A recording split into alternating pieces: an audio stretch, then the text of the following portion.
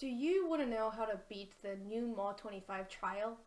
Well, so do I. I haven't beaten it yet. But I have beaten Phase 1, and I'm going to tell you the Phase 1 mechanics, what to do and avoid, and everything, what it looks like. Anyway, let's go. There are 4 main mechanics for DPS to look out for in this phase, and we're going to go through each one of them separately, starting with blue. So you can see this bluish effect kind of looks like a blue tornado around your player.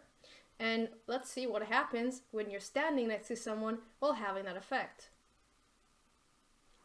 So it takes a few seconds to go off, and then, oh, did you see that? Chino went flying. Let's look at that again. Look at poor Chino.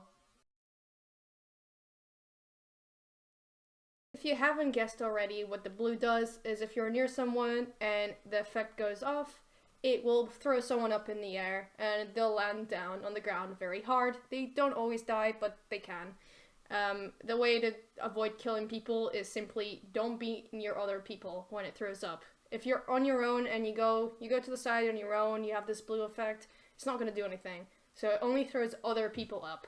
Basically, don't hug your friends when you have blue. You know, I wonder what happens if we get to each other on the green. What happens?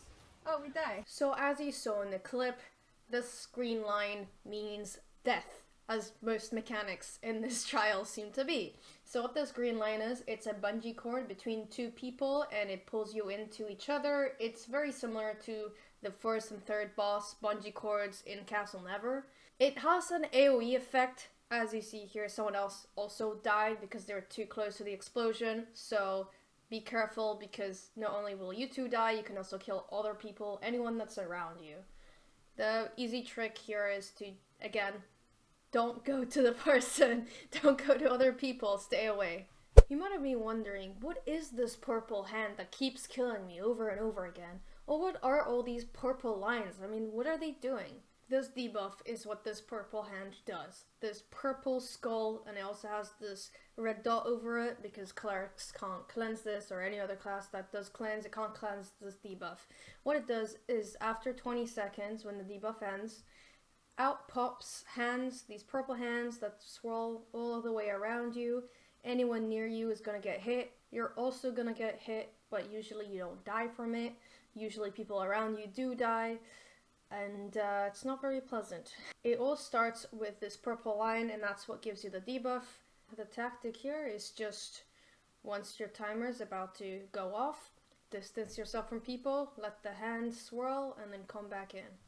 Do note that this has been known to just insta-kill people who have isolated and not had any death skulls, so yeah, it's very fun. Now this mechanic is very simple. When you have an orange line on you, you take a huge damage over time, and it usually kills you unless you time a heal. As a healer, I can just heal myself, but as anyone else, you can just pop a stone, just waiting a little bit, popping at the right time so you don't pop a stone and still die. And as long as you do that, you're fine. It's pretty easy to avoid dying here.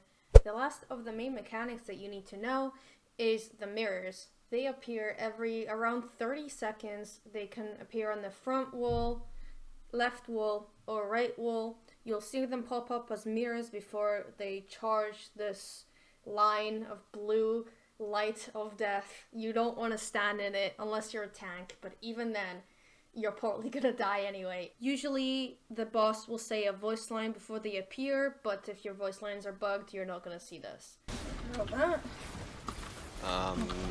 That's a crash for me. Surprise, surprise, the main tactic here is to see where the mirrors are, stand in between mirrors, and don't let the lines hit you. There's no area on the ground telling you what the mirrors are, so you're not going to know where the lines spawn. You're only going to see the mirrors and have to hope that you're standing in a good place. My trick is always try to stand between 2 mirrors right in the middle, because the area of the lines are quite big, and it's very easy to die. Hello. Now, oh, this looks different, right? Because I recorded this part, and it got corrupted, so I gotta record it again. Yay! Anyway, let's get straight into what we actually need to do. So, I'm gonna give some tips and tricks of what we found. Basically, 2 things.